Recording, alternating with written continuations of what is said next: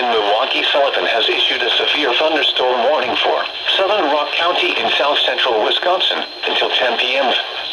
At 9:11 p.m., a severe thunderstorm was located near Footville, or near Janesville, moving east at 25 miles an hour. Hazard, 60 miles an hour wind gusts and quarter-size hail. Source, radar indicated. Impact, hail damage to vehicles is expected. Expect wind damage to roofs, siding, and trees.